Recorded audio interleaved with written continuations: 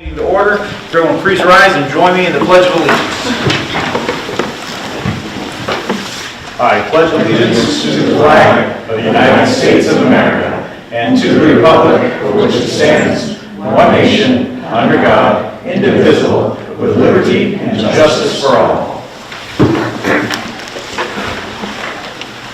Since we're already set up in our public input area, I'm going to ask for a quick motion to move the agenda around a little bit. We'd like to push the number 6 presentation by Msad for the Samson Technology Prize up to number 2, and change number 9 strategic plan, since we have no strategic plan update, to a code of conduct update. I'll need a motion on the board to make those changes. We have a motion. Is there a second? Second, Travis. Any further discussion? Seeing none, all those in favor to adjust the agenda? Thank you. That moves us right along to an exciting presentation from Ms. Msad from MS8060 and the Solve for Tomorrow Samsung Prize. The floor is yours. Hi, good evening, everyone. My name is Sun. I'm a teacher at Noble High School. I teach computer and Chinese. This is yeah, my name is Holding Guinier. I'm a junior at Noble High School. I'm David Shui. I'm a senior. and he's also my cameraman.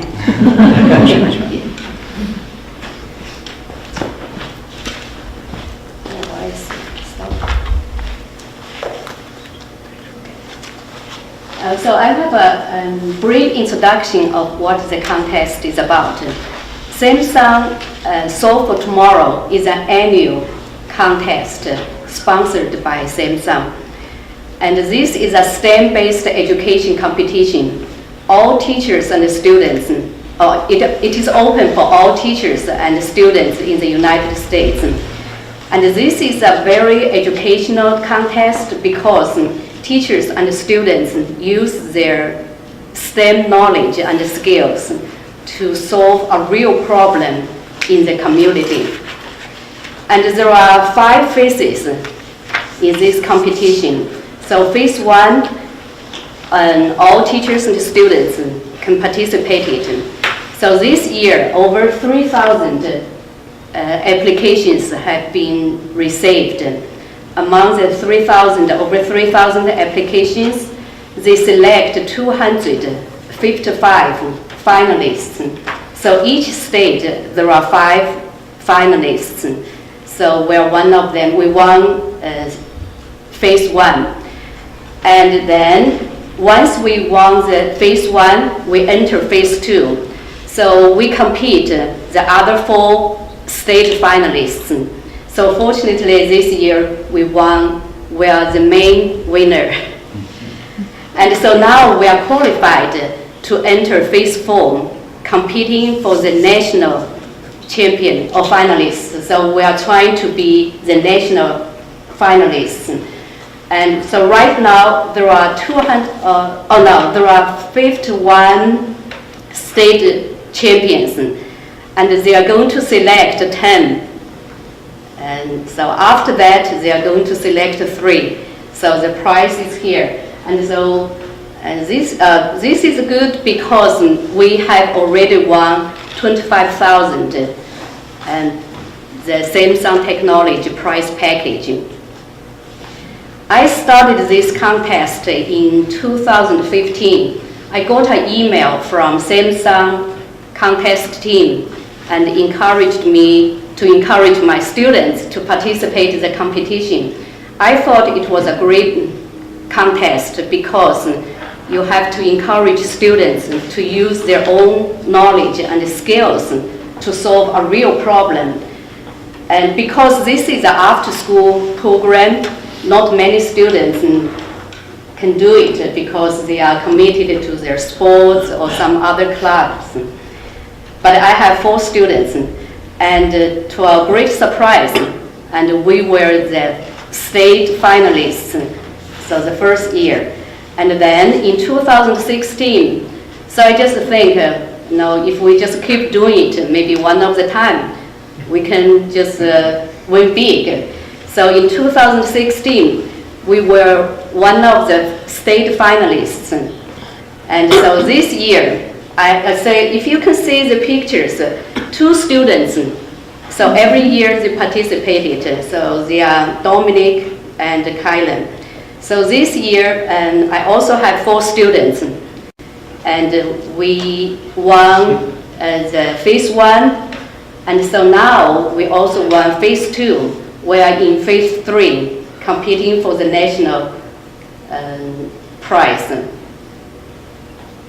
So I'm going to show you this link. So I think this is very cool. Yeah. No, it's okay. So if you click here,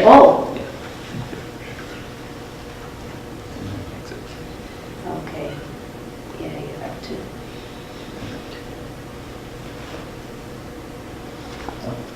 Okay, so never mind. But anyway, if you put the cursor there, you should, It's technology, don't worry about it. That's okay, because I don't want to take too much time. And so if you put your cursor there, and it will show Noble High School. So it's very cool. And so right now I got this email from Samsung. They just informed me that as a state winner, we have already won 25,000 Samsung Technology prize package. And I'm also told they are going to ship it maybe sometime in the spring. And the price include Chromebooks, laptops, tablets, and some other products. So I think that's really good. And it's good for our school. And so this is also very good for students because more students are interested.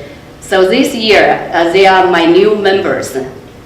So yeah, so they are the new. Actually, 2 more students wanted to join us, but because of the release form, so I cannot include them.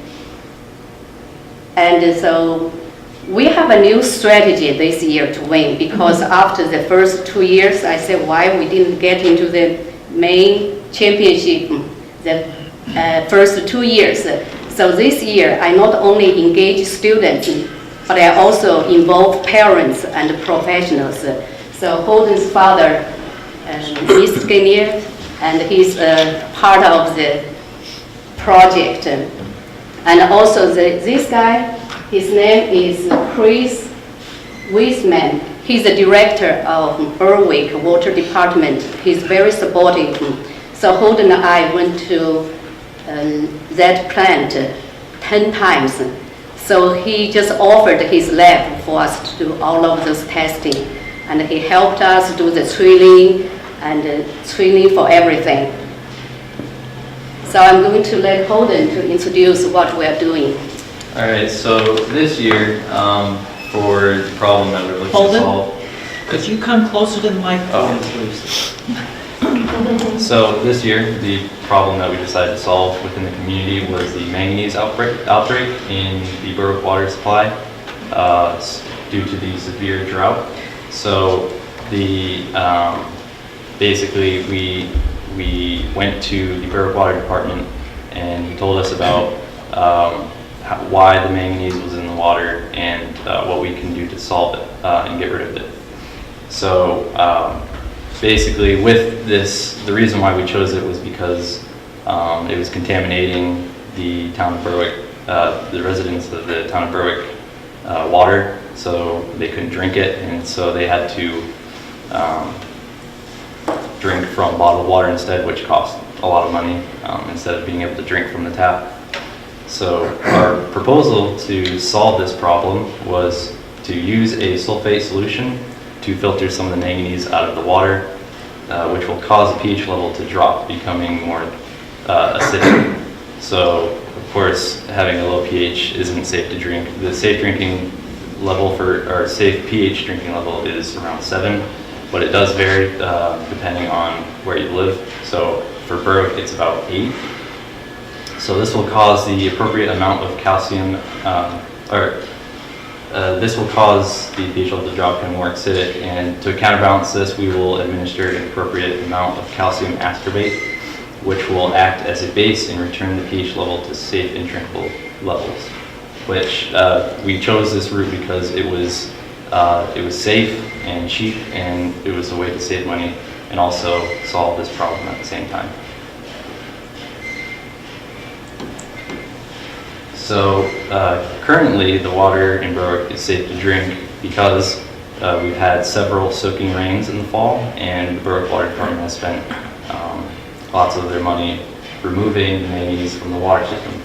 However, this is a problem that still needs to be solved because if there's another drought condition, the manganese outbreak could happen again. So this is pictures of the recent visit that we made to the water department, and this is us getting the water samples from the water supply. So our plan to use a sulfate solution to filter some of the manganese out of the water and then add calcium ascorbate to increase the pH level was modified based on the research contained in guidance for the treatment of manganese, along with the current operation system of the water treatment plant and the chemicals that were available and approved by the Maine Department of Health and Human Services for the use at the plant. The plant had already been using aluminum sulfate to filter out part of the manganese, the tiny solid particles, and raising pH after using sodium hydroxide. However, the problem has not been solved because dissolved manganese was not being sufficiently removed. So the laboratory testing proved that this modified technique could work on the full-scale plant. However, we are building a prototype to test our theory before actually incorporating it into the water department and throughout Berwick. So initially the impacts that this will make on the town of Berwick is very significant. It will save a lot of money if the method works. With the water purified by our system, the water will always be safe to use. It'll help preserve the health of our town, especially children. The manganese issue is not isolated to just our town of Berwick. It's also in other towns as well. So this contest has impact on students' learning. So first, the application of their knowledge and skills in like math, chemistry, technology, communication, collaboration, because this is a real-life problem. They have to use all of those skills and the knowledge to solve the problem. And also, and they are motivated. It is very good because once they know that it's a real problem, and they are very motivated to try to solve it. So increase their motivation to learn. And also collaboration. Students have to collaborate with each other and with the professionals, with other teachers. And also increase their confidence because even though they are students, sometimes they come up with ideas. They are as valuable as professionals or adults. So I think, and another one is relevance, because sometimes when students learn, they sometimes ask, why should I learn this? What is the use? And so this brings the relevance to the classroom. So I think this is a good one, and I hope that we will win. Good luck, right? Okay, so we have a little bit more things to do, and we almost finished the prototype. Maybe Monday or Tuesday, I think we can get it done, and then we are going to, because it is a simulator, and once we test it, and if it is good, so we can test it in the full scale. And then the most challenging thing is we have a lot of footage, and maybe 3 or 4 hours of video footage. We have to cut it into 3 minutes. So that's yeah, and we have to submit it on February 13th. Thank you. That's it.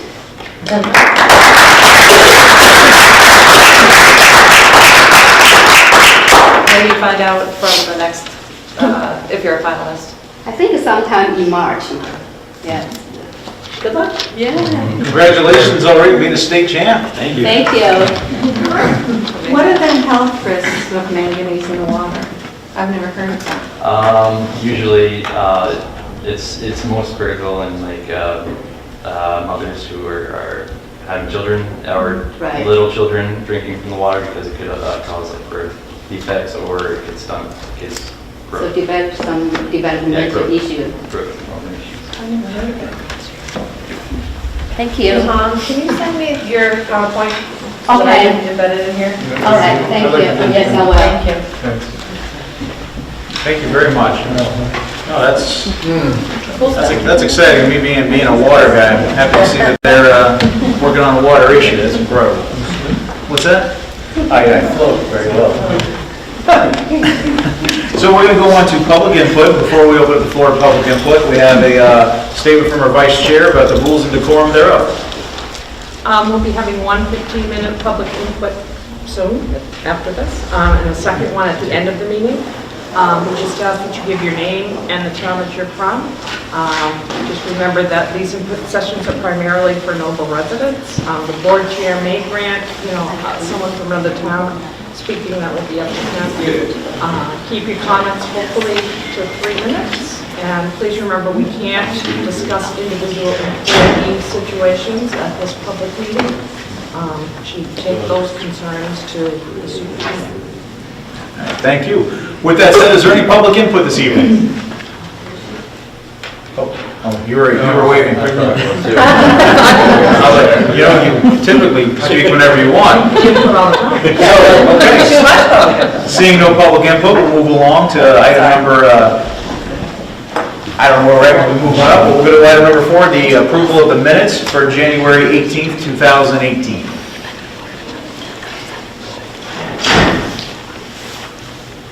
Is there a motion to approve or amend? Jim had left me one question about finishing a sentence off, and I finished that today. I didn't spot it before that. I read it this afternoon, I didn't see a problem. Would you like to make a motion to I'll approve? make the motion to approve the minutes. All right, we have a motion to approve. Is there a second? We have a second from Travis. Any further discussion on the minutes? Seeing none, all those in favor for the approval of the minutes? There you go, 7-0. Next up, we have a presentation from our audit from RKO, Ms. Amy Chase.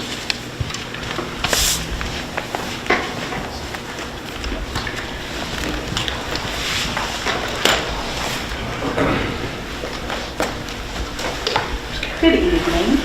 My name is Denise Van Kampen. I'm the business manager for the school district. We recently completed our audit for the fiscal 17 year. You have in front of you the financial statements from that audit, as well as a copy of what Amy will be going over tonight, which is that paper packet. If you have any questions, we can certainly answer them. Thank you. Thank you. As Denise mentioned, I'm going to focus on the PowerPoint presentation that was handed to you, which is a summary of, in a real condensed manner, a summary of the financial statements that we audited for the fiscal year ended June 30, 2017.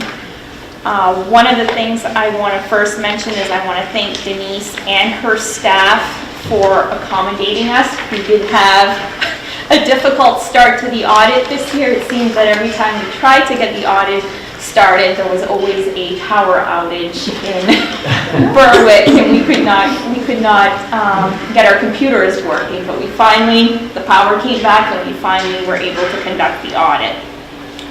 Page 2 of the PowerPoint presentation is a summary of the audit results. Our first audit was on the financial statements. I want to report that the district once again received an unmodified opinion, which means that the financial statements were fairly stated in accordance with generally accepting principles. There were no issues noted, and one other thing to mention is we did not have any audit adjustments this year, so that's kudos to Denise. We then conducted an audit of, or 2 audits of the internal control procedures of the district, as well as the uniform guidance audit, which is an audit of your federal grants. Because you expend more than $750,000 in federal funds, you are required to undergo a uniform guidance audit. In the internal control audit, we did not have any material weaknesses to report or any significant deficiencies. We did note 2 minor comments while we were testing the student activity funds at the different school locations. They were minor, but we brought them to management's attention, and they are working on resolving the issues. I think one of them had to do with there was not the proper support for a voucher for an expenditure that was paid. And I think there might have been that similar issue at the Vivian Hussey School. Yeah, so there was one school that didn't, excuse me. I forgot the protocol. There was one expenditure at one of the schools that didn't have the appropriate cover sheet, which basically lays out all of the details. The invoice was there, the documentation was there, but it wasn't a complete packet like we like to have it. The second one had to do with double signatures on some checks. We require in the schools to have 2 signatures on a check when they're issued.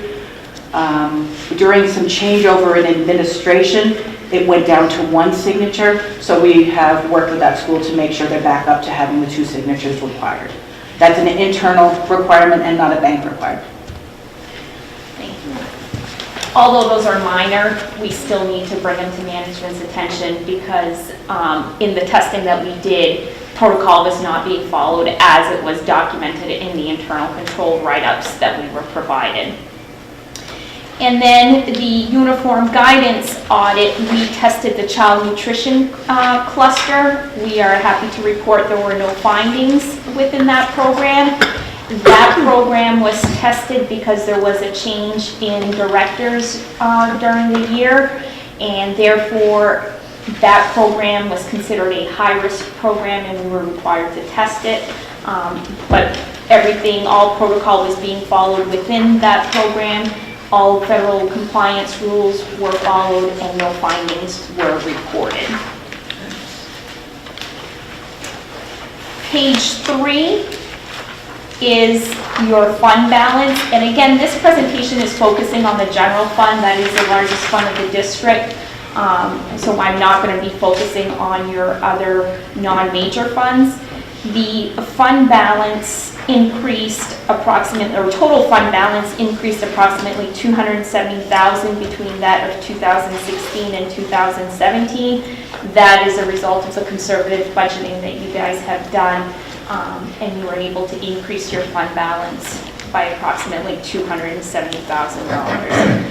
If you want additional information on what makes up the various fund balance categories, page 33 of the financial statements provides that detail. Your revenues as compared budget to actual. The revenues exceeded budget by approximately $59,000, primarily attributable to $17,500 of E-rate money was received that had not been budgeted for. $10,000 more in student activity fees, primarily sports fees, were collected than what had been budgeted, and $22,600 in proceeds from sales of buses, insurance proceeds, and other miscellaneous refunds than what had been budgeted make up the $59,000 that your actual revenues exceeded your budget. The next page goes over your expenditures. All categories were under budget after the allowable 5% budget transfer was taken into consideration. Budget transfers occurred between the regular instruction line, student and staff support, school administration, and facilities maintenance. Savings are attributable to teacher retirements, lower special education costs as more costs were absorbed by your federal grants, lower than budgeted legal costs, and a reduced salary and benefit costs due to a staff shortage in the transportation department.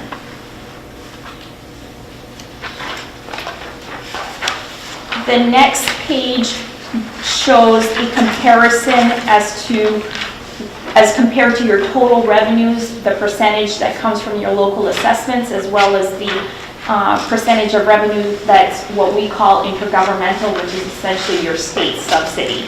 That is pretty consistent from year to year comparing the last 4 years.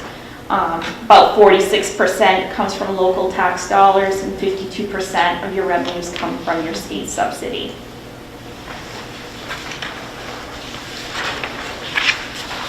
The next 2 pages are pie charts comparing your 2017 expenditures along with your 2016 expenditures, and it shows a percentage of what is attributable to regular instruction, transportation, maintenance, career and technical education. There is nothing here that stands out from year to year. Most of the percentages are very comparable. Largely, regular instruction and special education make up the vast majority of your expenditures. And finally, the last page of the presentation goes over the other funds fund balances. All are positive. One thing I do like to point out is the school lunch fund did end with a positive fund balance, but that is after a $154,000 transfer from the general fund.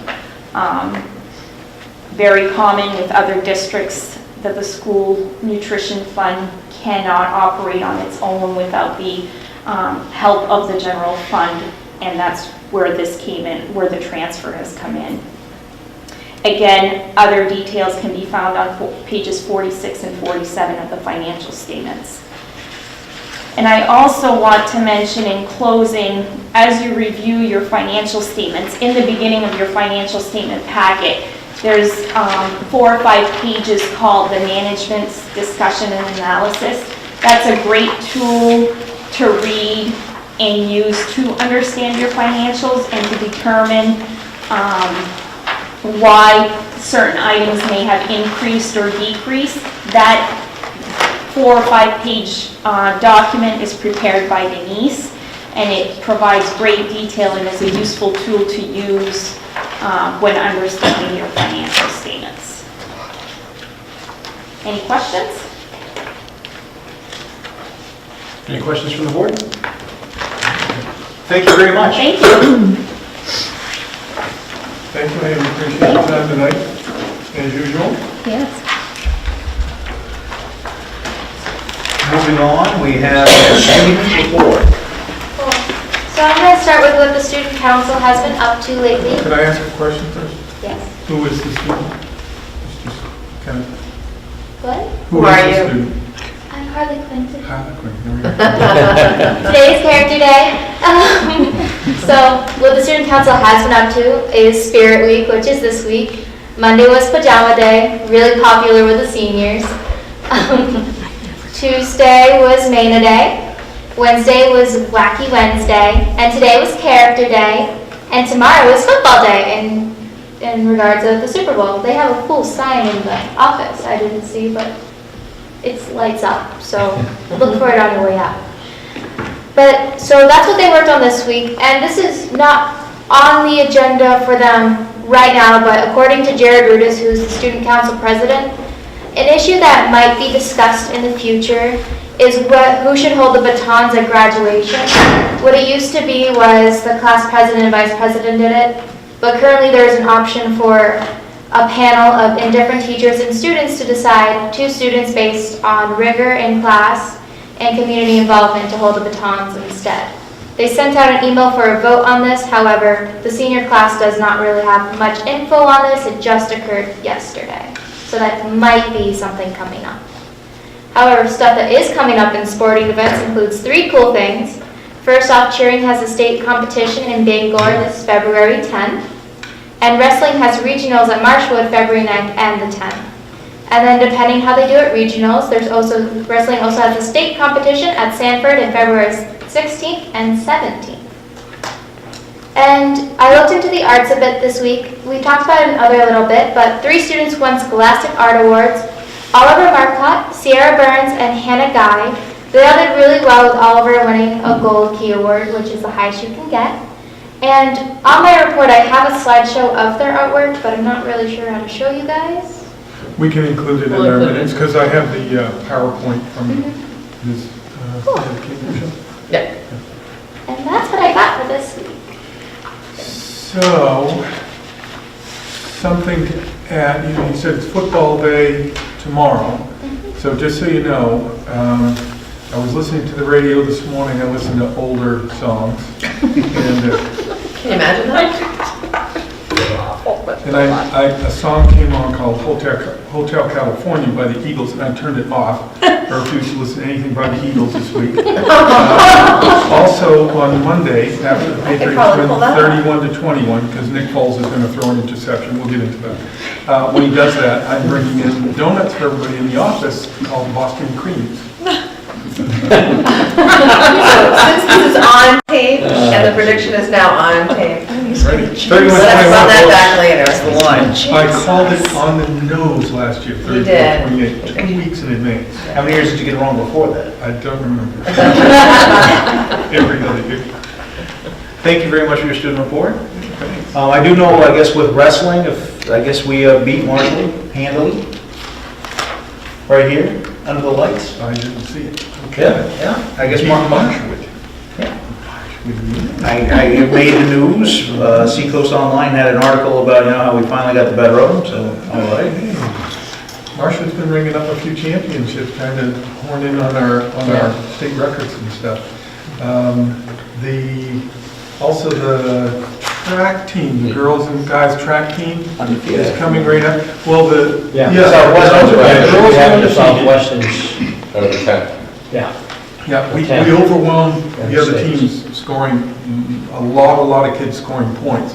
It gets tougher and tougher because when you get to that state level, the person who is the state champion brings up, 10 points, and the person who's in second might do 7 or 8. Okay. Yeah. So you really have to have those incredible first and second place people to bring up the points. So the competition's going to get Some of your depth points hotter. fall away. Yeah. So good luck to them coming up. I believe we're sending 26 kids. there's some of that 35, 36 kids I think are now qualified. My son must have it wrong. He told me it was 26. The number keeps going up every time we have a meet. There we go. The girls cheering actually got bumped to second place in their last performance. So they're an angry group right now. The competition is on.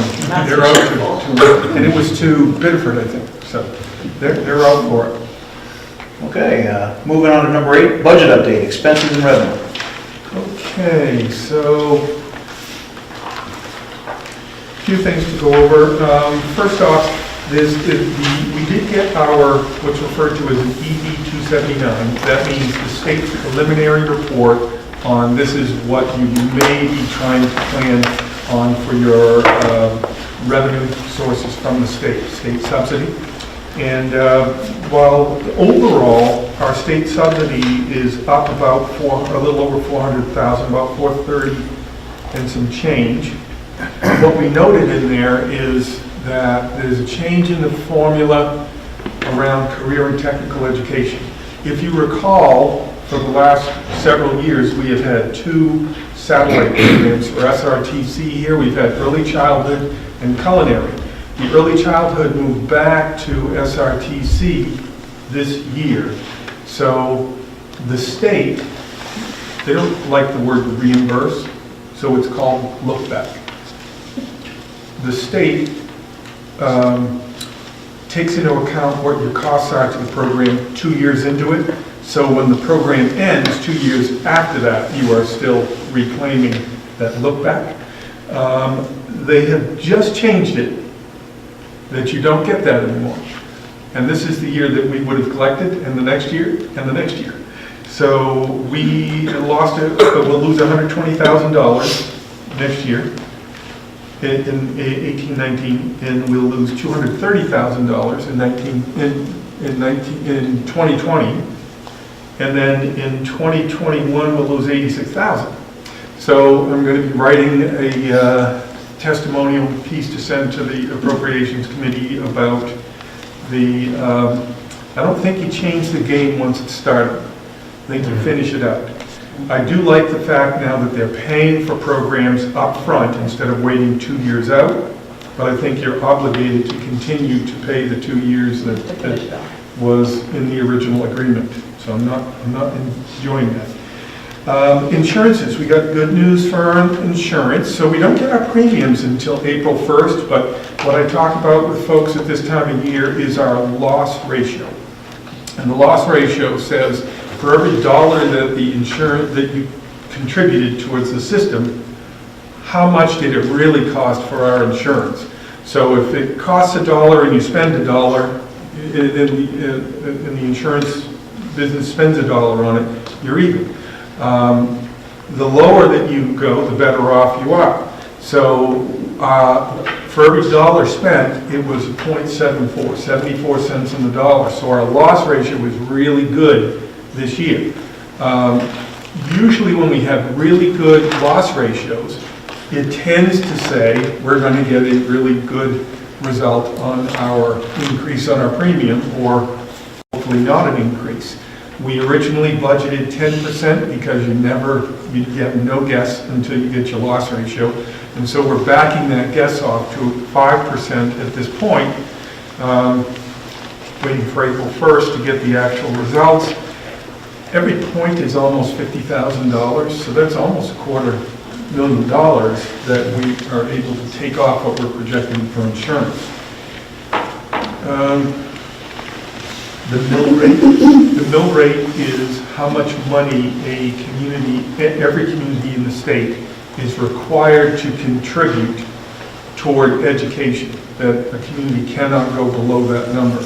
The mill rate this year for every $1,000 is $8.18 in 17-18. It has moved, we didn't hear about this till January 6th, it has moved for next year to $8.51. That is a 32-cent increase per every $1,000 of property valuation in each community in the state. That's a lot of money being shifted from the state obligation to the local municipal obligation for every town. We don't. I have the estimates on the 279 for the property valuations, but you cannot count on those at this point. We need to wait until we get our confirmed pieces. So I'm not going to hazard a projection and be off on that. So I'm concerned about the change in the mill rate. When I take that increase to the local taxpayers and I take a look at the loss of the career and technical education funds, I don't like those two pictures. On a third topic in special education, we are going to be talking with the communities and with you about substantial changes and increases in special education staffing. And I'm going to explain why. We are, so Child Development Services works with 3- and 4-year-olds, and when a student is picked up by CDS for services, usually there's significant services. It may not be just a mild speech and language case. So last year in 2017, we had 18 cases of children coming into our schools as kindergartners with CDS cases. So we knew that we were going to be adding 18 students to our special education programs and perhaps to more significant intense programs. 18 is a high number for us. This year, in 2018, our number is 22. Next year, our number that we already have confirmed from CBS is 34. And out of that 34, we know that 10 of those placements are significant, those students are going to need significant specialized placement in small setting programs. We don't currently have those, in the state number that you can have as a max in the programs, 11 students. We don't have that, we're going to have to create that. And that means staffing a full teacher position and 2 educational technicians, because that's how intensified those programs are. And so those heavy-duty kinds of programs are things that might be significant medical issues, might be autism programming, might be something to do with an MR report. So we'll need to address those staffing concerns. We have also this year, we have experienced to date an increase in the number of move-in versus move-out special education programming of 50 students. We went up this year 9% in the number of special education cases alone. Our programs are at capacity. We also are seeing significant behavioral programs needed in special education and branching over into regular education. So we have some recommendations for some split behavioral programming. Some kids don't qualify for special education services, but they still need the support because they're not able to function terribly well in the regular setting. And the total amount of special education staffing that I'm going to be presenting is about $600,000 additional. Now, some of that will be offset by federal funds, but the federal funds aren't next year. You don't start the case and they upfront it. So they're always catch-up.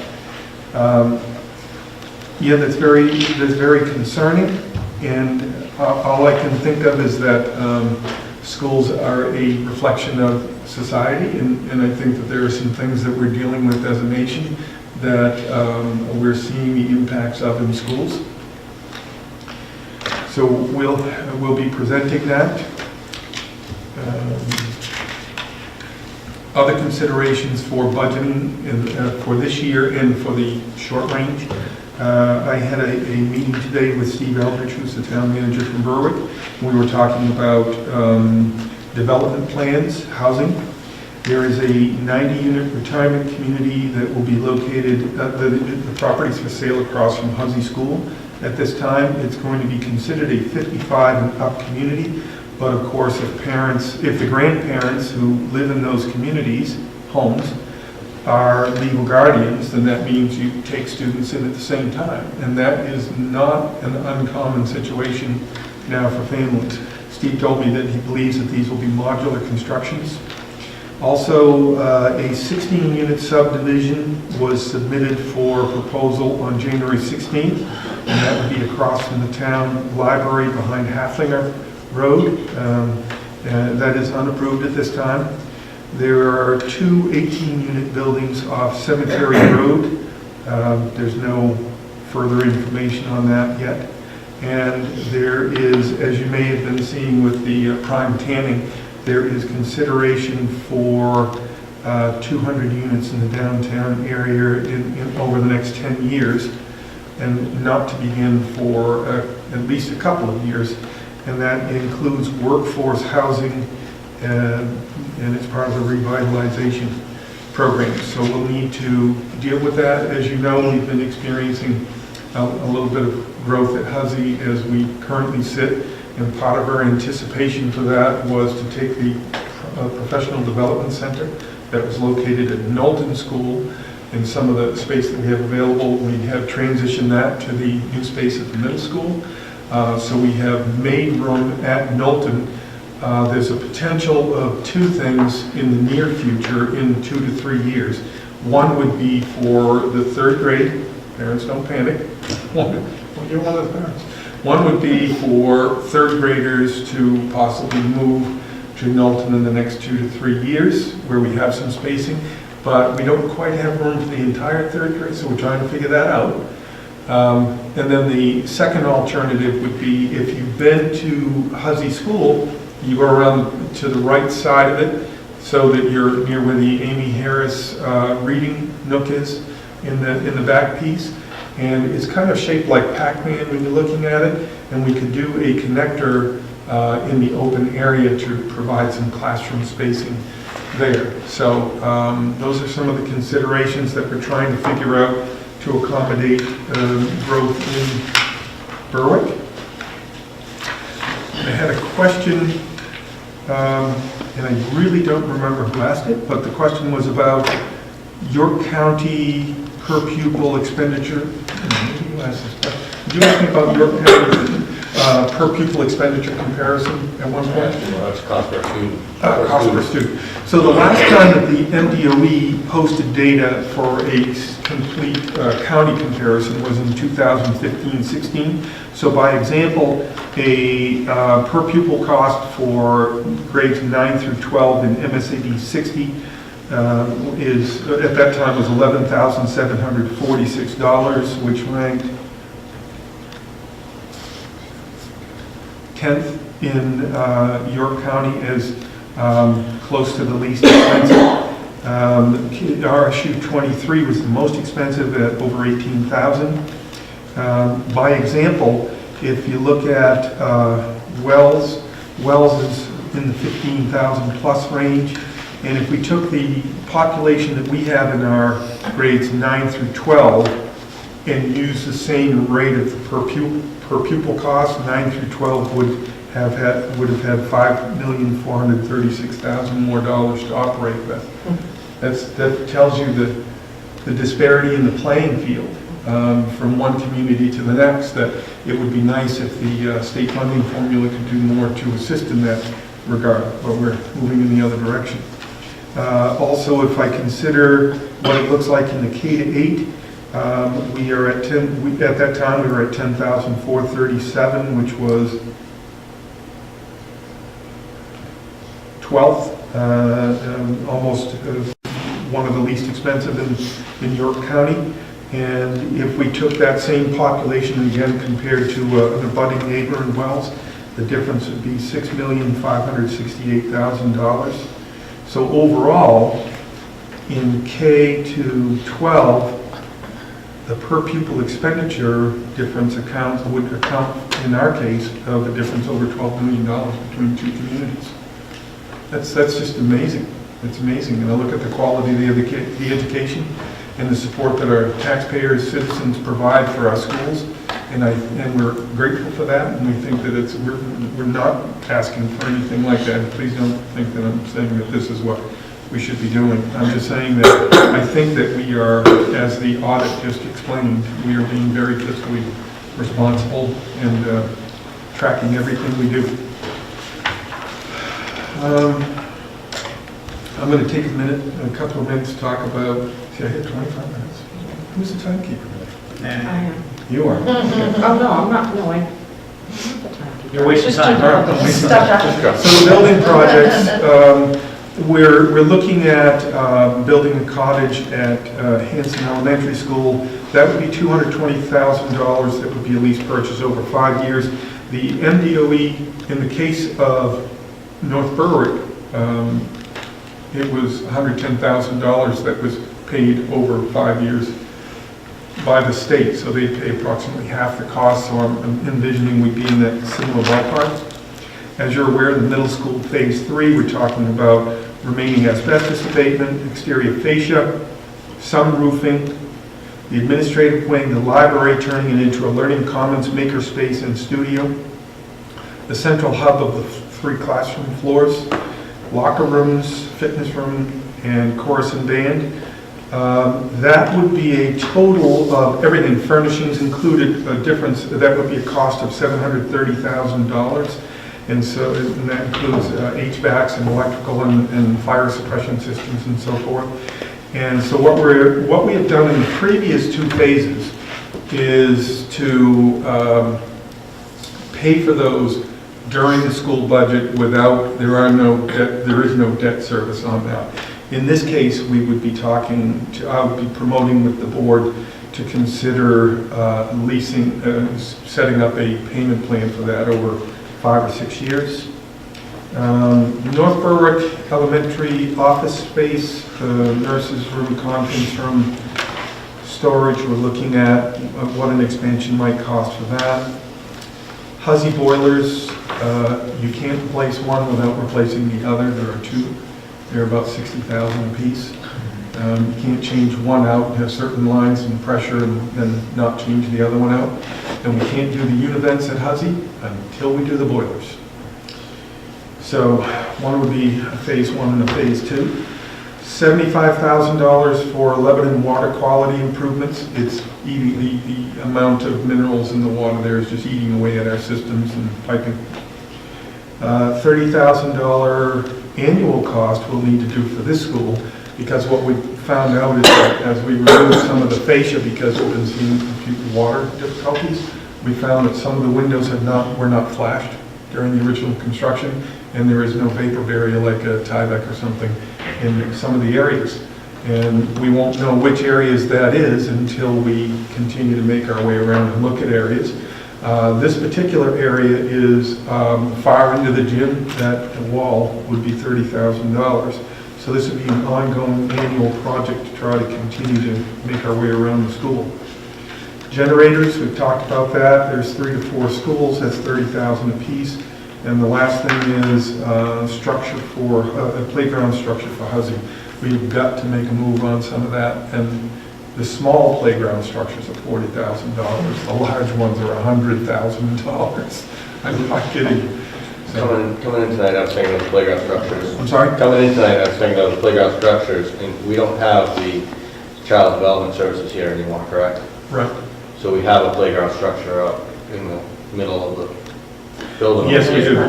Is that in decent shape that can be removed and moved to a different location, or is it? That's my take on it as well. What would it cost us to pull that? It's in decent shape. What would it cost to pull that up and swap places with that? I think I know an adult ed director with a granddaughter, maybe by the name of Finola, who might want to have a say in that. But yeah. Well, it's also, it's really, small. it's made for small little ones. Yes. It's not really for the regular elementary size kids. It was something that we actually looked at for the Head Start program to move over to Huzzy, but it's been in such flux at Huzzy for the Head Start program itself. We haven't done that, but it is for the toddlers, it's 3 and 4-year-olds. Last piece for me is Southern Maine Regional Service Center. That is our way of meeting the regionalization requirement to avoid substantial penalties. I met with them this week. There are 12 districts where we met in Kennebunk. Focus areas are food service and custodial supplies. I want to be clear, it's not about people, it's about the food itself, and it's about the supplies, whether it's the dry goods or the custodial supplies. MSAD 60, we already participate in the food service co-op portion, but we'd be adding it in the custodial supplies service. Though we're complying with the law, and we've applied in phase 1 and been accepted, we still stand to lose $43 per seat per student, roughly $129,000 in the 2019 budget, and in 2020, we already know we'll lose an additional $46 a seat, $138,000. We are continuing to see the pullback of the state in their responsibility to educate our students. And I did say that on TV. So even though we comply, we still don't comply? We don't lose as much. So how do, I mean, is there a way to not lose? Legislators, I think that this would be a great opportunity for citizens to contact our local legislators and to, or the Education and Cultural Affairs Committee in Augusta to talk about that Southern Maine, the Regional Service Center requirement in the law. That was passed at 3:30 in the morning on July 4th. It was something that people came out of the sessions afterwards the next day or two and said, we didn't realize that this was in the law. A lot of people did not realize that that was in there. Yeah, but when you say read it, you're thinking about reading something that's much thicker than that. And so it also takes a while sometimes for people to figure out laws. They were already held over, so then they were on the 4th of July trying to figure it out. So I think that it would be great for citizens to have a say, board members with their local legislators to say whatever their opinions are on that. We're complying and we're losing money. So what would we have to do to not lose money? Are there any specifics? What they could do is to back that out of the legislation, out of the law, to remove that from the law, put a moratorium on it, do whatever you want, but don't enact it. But they're not giving you specific We don't have an things to option. do. Right, so we don't have an option to say, we don't want to lose any per student, what do we need to do? Right. So the option to not lose money would be to continue the system that's in place for 2017-18 versus going to this regionalization service center approach. I'll tell you, there are some pretty big winners in going to this. And I really have great respect for these folks that are going to be big winners. It's called legal counsel. Because every district in the state is working through legal counsels to figure out how do you do this. What are the laws around? What does this really mean? We're going to presentations. We're working with several of our council at this time, and in the RSC meeting over in Kennebunk with 12 districts sitting around the table of them, 10 of them using legal counsel. So the money's just being shifted to different districts. Did you just say that if we didn't participate in the custodial version, we would keep our money? Well, this is an interesting thing. I'm glad you just said. If a district opts not to participate and did not sign up to be in an RSC, then you're supposed to receive an additional penalty. I think it was like $46 per seat, something like that. So we would have stood to have lost another couple $100,000.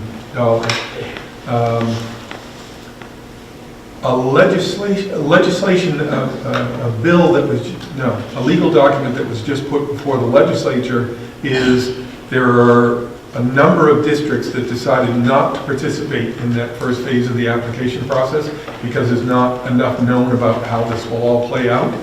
And the legislation says hold those groups harmless.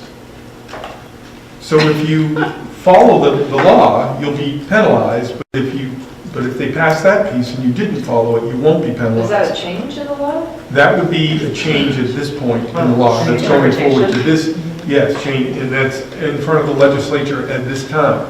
The other thing about it is that we met with the commissioner in October and we're told these are the monies that will be available if you agree to do these actions. January, we have a different interpretation from the commissioner that says there's another way to look at that. And that's when we found out that we were losing money. We're not having a good time. Stay tuned for adventures, really, when it comes down, because you just don't know what's gonna, every time somebody else interprets it, it comes out differently. Yeah, so I Really hard think... to do a budget. That's really hard to do. Throw it up in the air and see what. We're going to talk about that too, Yeah. in the budget timeline. Thank you, sir. Thank you. I'm abused for nothing. There hasn't been any budget yet. I'm not sure those happen. No. Next up, Code of Conduct, which I think I'll let Sue take the floor on. We had a Code of Conduct meeting earlier today at 5:30 with all the department heads to address some board concerns about the application of the new Code of Conduct, and I thought some good information was shared. I think you should keep going, you're doing a good job. No, you're the boss. So we did have a meeting this afternoon at 5:30, and with the folks that developed the Code of Conduct, most of them are the administrative team, and Brenda Cravens from Transportation was there as well, and Nancy and Dustin represent the board in that. When we developed and finalized the Code of Conduct last spring, we determined that we would come together. We were looking really earlier than now, right, like late fall, early winter, to just discuss how things were going and application, that kind of thing. Time got away, as it always does. and we were a little bit behind the 8 ball, but we're here now. We also, I know that there have been discussion among board members about the consistency of the application of the code of conduct and that piece of it. So I wanted to just bring people together to talk about that and to get some feedback from board members who are hearing things from their fellow board members.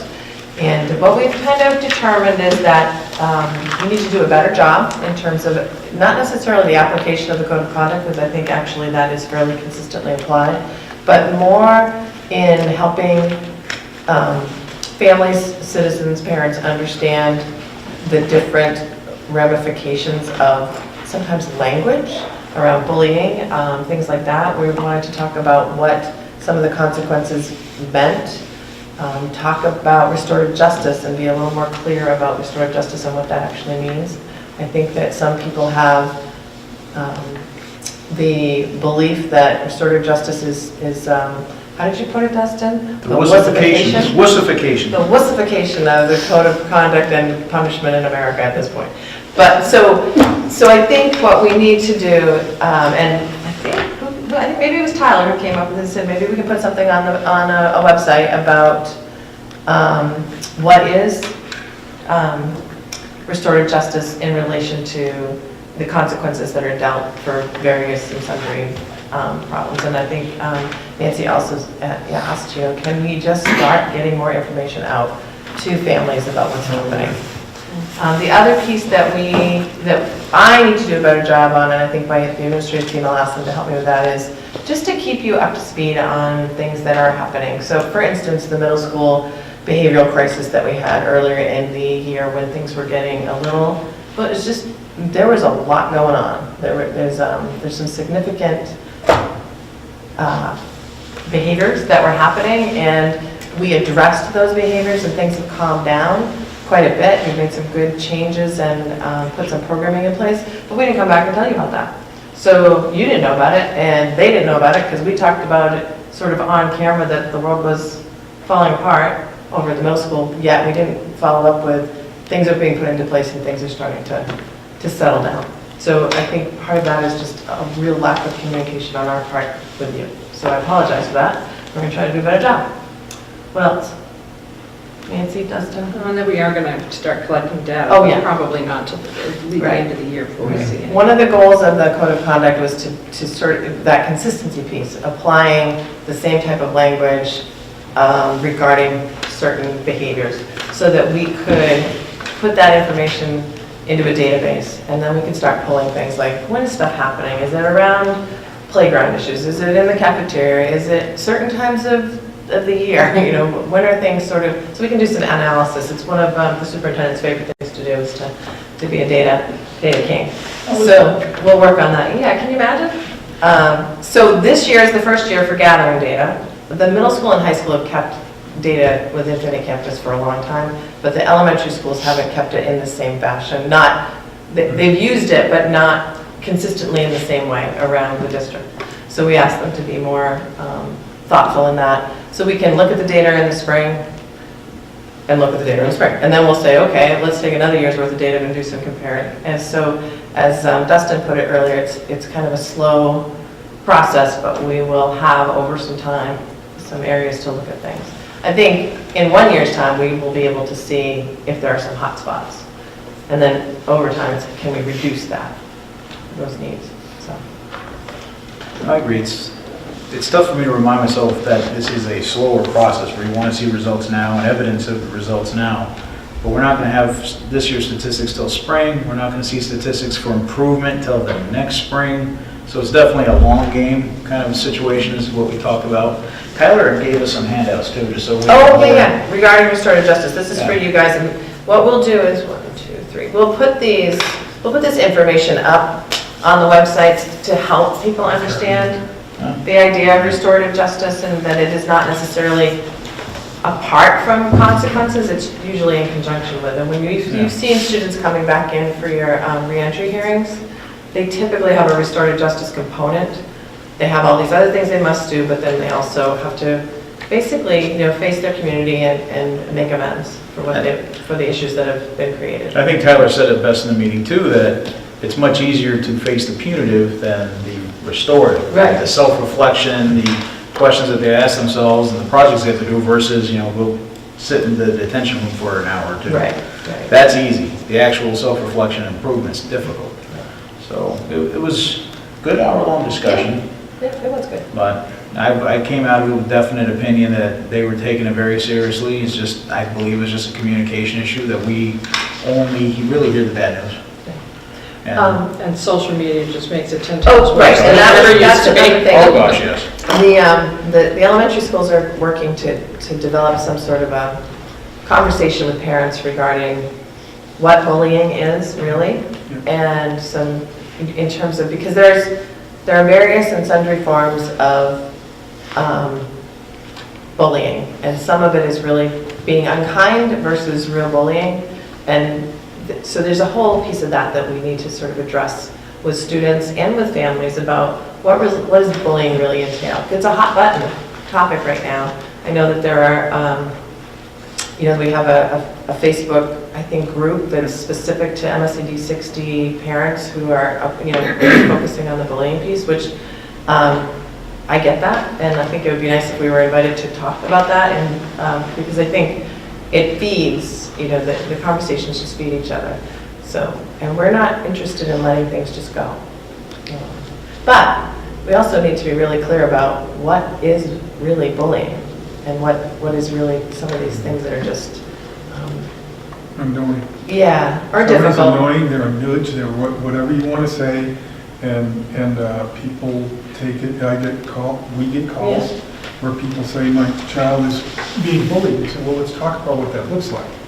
And frequently it doesn't meet a reasonable definition of bullying. Another hard part for families is they say, I want to know what you're going to do about this. Like, what are you going to do with that stuff? Oh, the confidentiality piece. Like, I can't talk to you about that. Right. That was a big part of our talk, Yeah. about the misconception of nothing's getting done. Well, the punishment or the dealing with the offending child is a private matter. And it's not getting out to the other kids, so it might be, so what did they do? He did what to you? Well, what did the teacher do? Well, I don't know, nothing. The kid doesn't know because that part's private. It's not getting advertised to everyone else. And I think that kind of perpetuates the misconception that we're not doing it. Yeah. And that's been here from, time immemorial. That's We're never going to fix that because we're not supposed to really blast out. It just, as you said, it just gets magnified now Yeah. because of social media where somebody says, this is what happened, this wasn't dealt with, the school's not doing anything, and another person chimes in, another person chimes in. Yeah.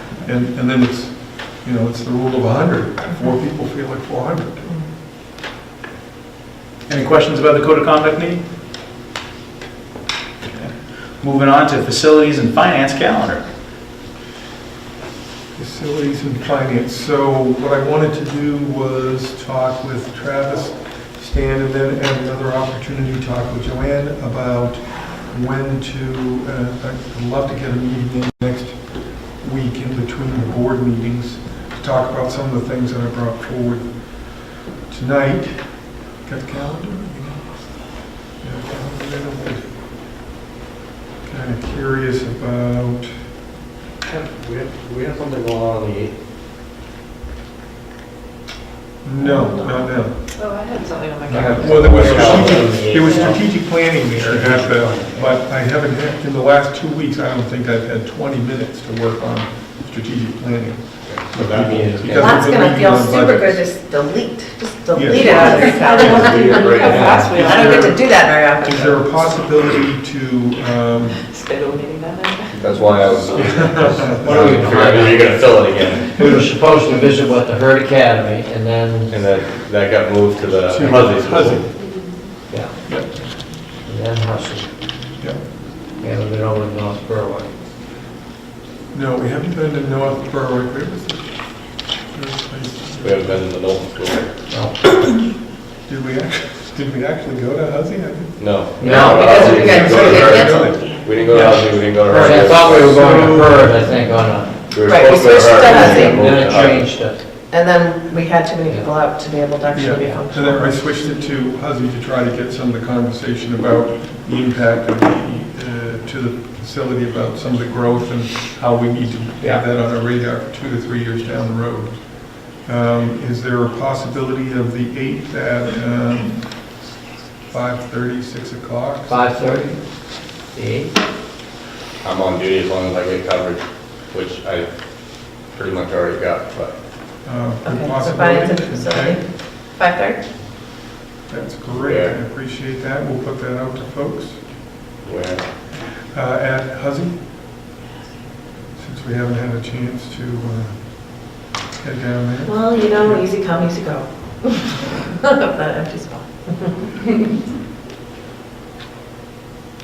Okay. I'm actually glad though, because Yeah. I was We wanna already get planning that. that day. Yeah. So if we take it away, I'm gonna plan back again, it's a lot easier than, Yeah. we've already got a meeting on that week. Great, thank you, appreciate that. So that's Thursday night, yeah. You said 5:30 or 6? 5:30. In 5:30, I'd say it's probably 2 hours.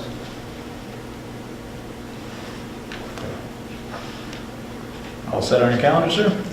All right, employment, new hires, retirements, and resignations. Okay, so I have 3 things for you here. First of all, Chris Mara, who is the literacy coach, and she's my personal coach. She sends me great articles all the time. I'm really ticked. Yeah. She says to the board, first of all, she'd like to let you know how much she's appreciated working in such a wonderful, energetic, and forward-thinking school district. It's been her honor with to work with all of the staff at various times in Berwick, North Berwick, and Lebanon schools, especially at Huzzy and Knowlton, which is where she is currently the literacy coach. Very welcoming, receptive, supportive, and hardworking people. The job has been stimulating. She feels very lucky to have had the opportunity to work with kindergarten students, teachers all the way up through grade 5. And it's motivating to see the growth of both students and staff throughout the years. And she goes on to thank people for the support she's had for the last 12 years. She feels like she'd be leaving the family and it'll leave a huge void in her life. And it's with a heavy heart she's tendering her resignation effective June 30th. Do we have a motion to accept with regrets? So moved. Early tonight. No, we can deny. We haven't done it yet. I mean, first time for everything. We have a motion to accept with regrets from Stan, second from Nancy. All those in favor? 7-0. Thank you. Okay, the second one is from Melinda McCardle, who is the music teacher in Lebanon, and she writes that she has been searching her soul for many weeks, and after having talked with her family recently, she's decided that she's not going to return after the school year. She said, "I'm spread way too thinly, and my family needs me." And she mentions a personal family member medical support. And she says that she has some other things she wants to get on to while she has the energy and the vitality to do these things. She wants to go to Rhythm and Roots, play with the grandchildren, go dancing, spend time with friends, and explore more musical realms. She plans to do everything in her power to make the rest of the years beneficial for her. Every one of her students, thank you for everything. Any motion for that as well? Yes, sir. A motion to accept with regrets as well? Yeah. Motion to accept with regrets from Travis, second from Becky. All those in favor? 7-0. Thank you, appreciate it. And the last thing is, you may recall we had a sudden resignation from the school nurse at the middle school, and so Wendy Ryan is the candidate that we have. That with the name might sound familiar to a few of you because Wendy used to be the school nurse at Knowlton, and then she came here to work at our health center, and then she got an opportunity to go back into the practice at the hospital setting. And she has missed this every day since then. While she enjoys the other piece, this really feeds her. So there she is. I thought so. Red Sox. Yeah, I thought Red Sox. I thought for sure. Like that? I know you have Red Sox socks on, but something should just remain private. Just because I didn't have the Patriot socks. So Wendy is highly qualified. We would love to have her back, and I would need your approval to do so. Welcome back, Wendy, so we'll... We have a motion. We have a second from Stan over there. Yeah, second from Stan. All those in favor? 9-0. I'm sure all the kids will Back. yeah, it'll be great, yeah. I'm actually excited to have her as my point of contact. Yeah, with she's middle awesome. school. She's awesome. Yeah, Yeah, She's awesome absolutely. to bounce stuff off. Yeah, she was a loss Yeah. when she left us. She's I'm equally sorry, as who made the good motion on that one? I did. Yep. she's equally as good at the elementary level as she is at the high school level. Now she's up to the middle. That's good news. Moving on to the superintendent's report. So just a couple of things left on that. One is, if you would, people would take the opportunity to go to our district website. As soon as you go to it, it opens up to the Superintendent Good News newsletter. So if you go to www.msad60.org, you'll see a document that opens up like that. And we have on here an article from Sue about the Ryan House project. There is an article on Scholastic Art Awards at Noble High School. You don't, yes, Caitlin mentioned that, and you can actually link to the portfolio, to the, I think the PowerPoint is linked in that. There's another page from Noble Middle School called Explore, Think, and Create. The bookmobile takes shape. Cheerleading, unified basketball, 2 student features, John Grenier selected for the varsity club, and Morgan Griffin, PCA finalists. This is not the finalists, this is corrected. Attention to detail. There is, we have a literacy spotlight. As you know, literacy is our primary continuing focus. There's a piece from Becky Good at Noble Middle School, Fitness for Life. There is also a piece on Zach Weinberger. It's a 5K roll and stroll in support fundraising for Annie's Angels Memorial Fund. There is the College and Career Fair at the high school, and there's a piece about Noble Community Lunch. That's a heck of an update. All right. What's on next week's edition? Lots of good news. I can't tell you that. Restorative Justice will be on the next one. Hey, yeah, that is correct. And I have one more thing on that. Yes, also if you go to the Seacoast newspaper, I think you sent me the link on that one, Denise. There was some newspaper that you sent me a link on. That was the Sentinel. The Sentinel, okay. So if you go to the Seacoast article, if you go to, when these minutes are posted, you can It'll go be there, to it'll be right the in live link that is about the Ryan House project. Sue's been doing presentations. Oh, yeah, that was a different one. You sent the one on... Morgan.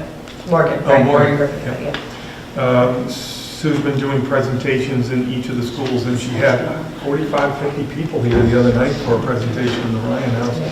Once again, very well received. Good questions, what's it going to mean, and so forth. And so there's lots of good information out there, and you'll see more links to it also in the newsletter. So plenty of opportunity. Thank you. You have a couple of donations you wanted to talk about too. Please. We have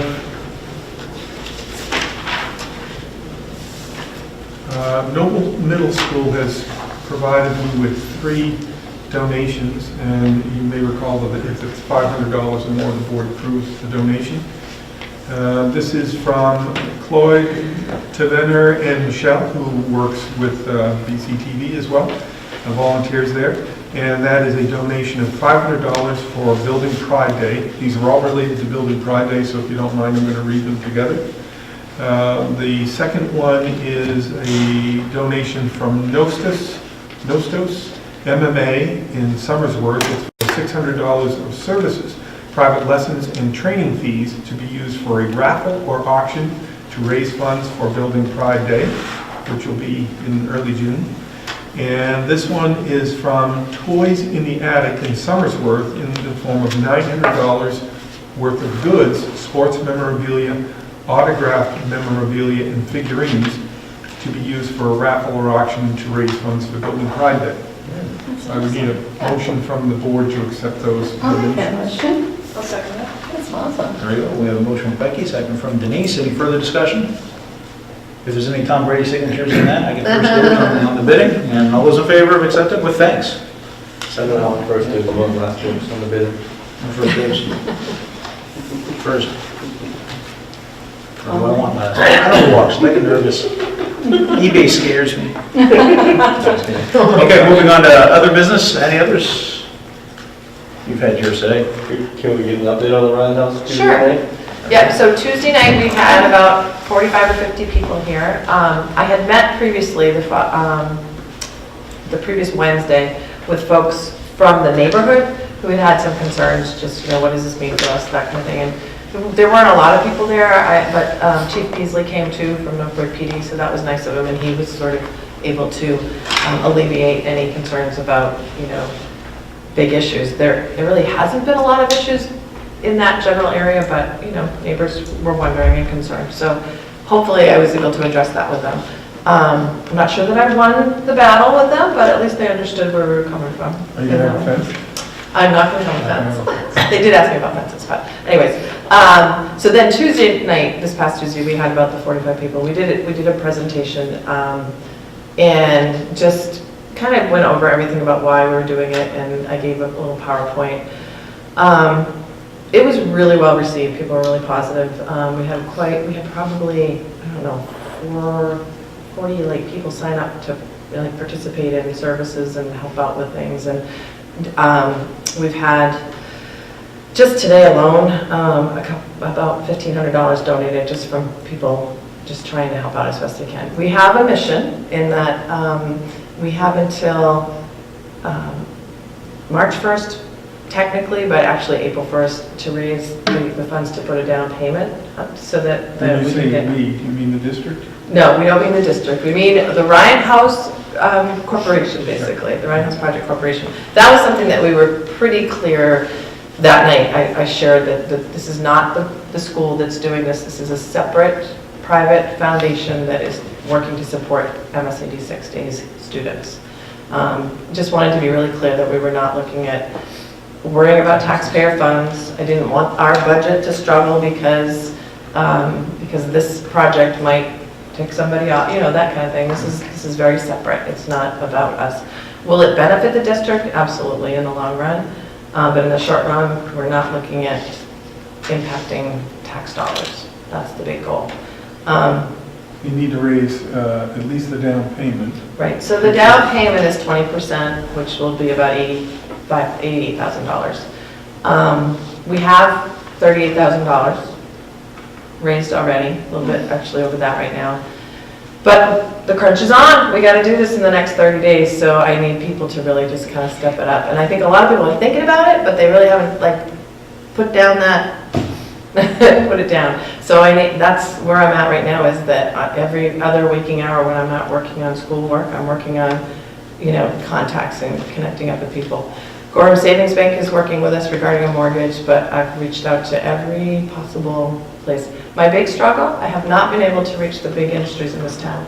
Pratt Whitney, Huzzy, I have not been able to get into the door to talk to them about, matching funds and that kind of thing. So I'm working on that, and so I'm putting a call out. I really would like to be able to talk to somebody about it. Have you been able to maybe try and have been successful, or? So I've been able to get into Huzzy and talk with their kind of HR person, and she was super nice, but I haven't, we're looking for well, I'm looking to see, can we talk to employees about doing donations, that kind of thing, getting the word, just spreading the word out there. And I haven't been able to connect with Pratt except for very cursory emails. So anybody's got an in, let me know. I'll try to just search them down.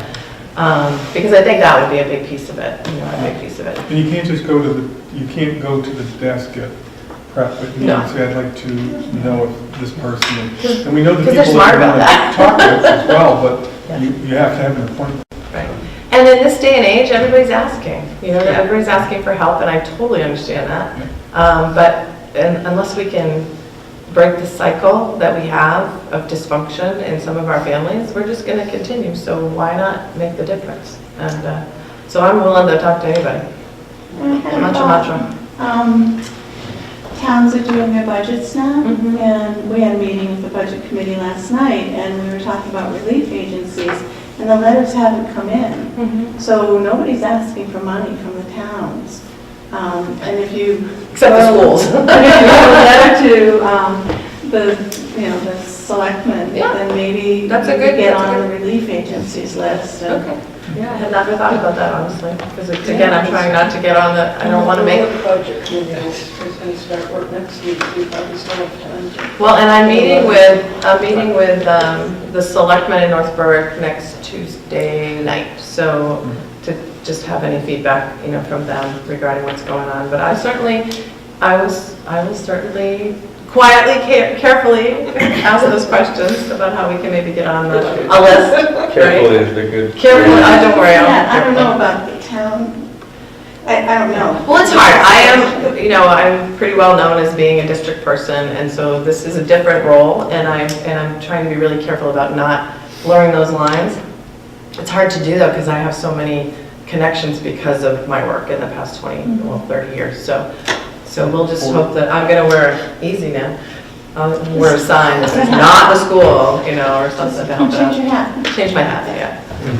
But the bottom, the really is, the big deal is that we're working on funding options, we're looking at grants and all those pieces, but the short-term goal, we are gonna need help. We just need somebody to say, yep, this is a good cause, let's do it. So. Try Stephen King, you never know. But that's a time thing. All of those Yeah, have, because of everybody who has a lot of money is wrapped around by several layers of people who are managing that money. I just need a good-hearted soul who's, a quiet, comfortable guy or girl. That's what it is.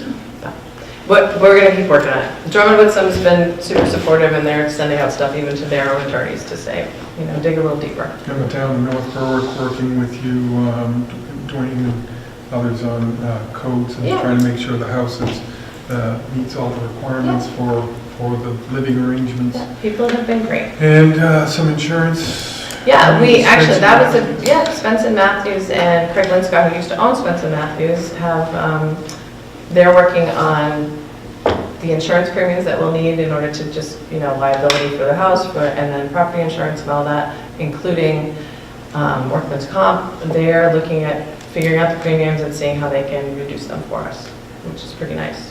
So, the donations and pledges, I guess we would say, have been really generous. It's just, we got to get to that next level of generosity, I guess. So, working hard. Thank you. Sure. Any others? I see no others. We're going to open up for a second round of public input. Any public input at this time? Hello. Seeing no public input, I'll need a motion for adjournment. So moved. Second. We have a motion and a second. All those in favor? 7-0. Meeting is adjourned. You guys are like the regular.